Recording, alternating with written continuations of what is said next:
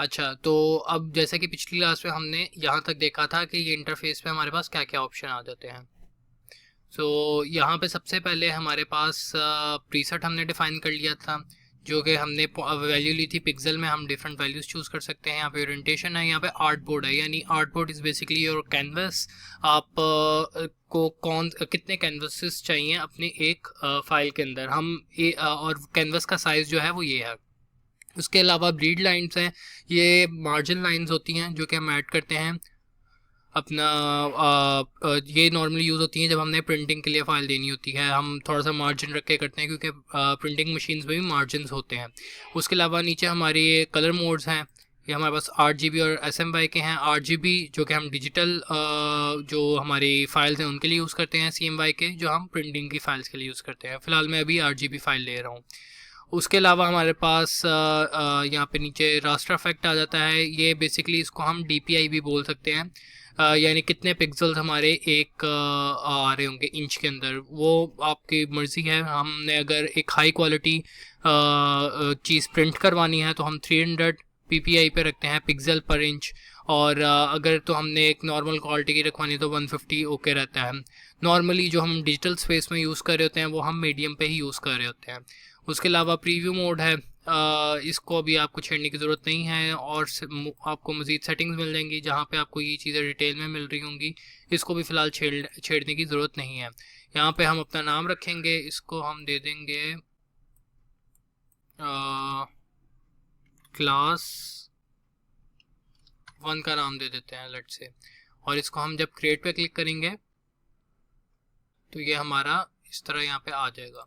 अब आप में से बहुत सौ का इंटरफेस इस तरह का शो नहीं हो रहा होगा, उसमें पैनिक करने की ज़रूरत नहीं है। इंटरफेस वेरी करता है, डिफरेंट होता है, डिफरेंट होता है।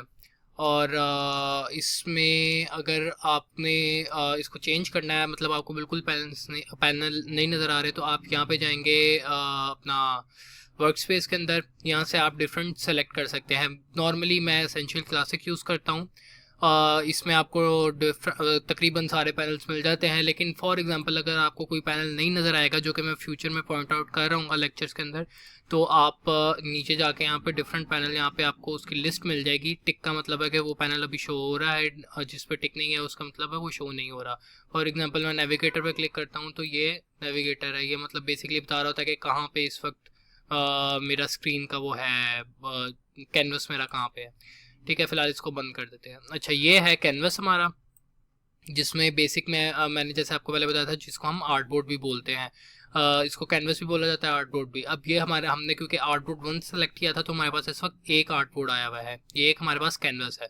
अब इसमें आप देख रहे होंगे कि ये जो है हमारे पास मूव टूल है, यानी इससे हम चीज़ें मूव करते हैं, सेलेक्ट करते हैं।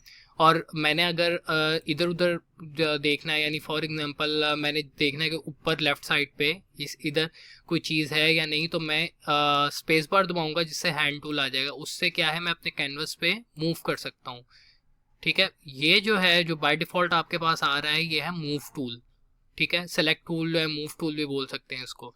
ये यूज़ होता है चीज़ें सेलेक्ट करने के लिए, चीज़ें मूव करने के लिए, जो एलिमेंट्स आपके पास होते हैं। और ये आपके पास यूज़ होता है अपना कैनवस को मूव करने के लिए। ठीक है, अब नेक्स्ट लेक्चर के अंदर हम मज़ीद डिटेल से देखेंगे कि मूव टूल क्या है, अपना मूव टूल क्या है, कैनवस टूल क्या है, हैंड टूल क्या है, art board tool, pen tool. ये डिफरेंट टूल्स हम बेसिक जो यूज़ होते हैं वो बारी बारी लिस्ट में हम चलाना देखेंगे।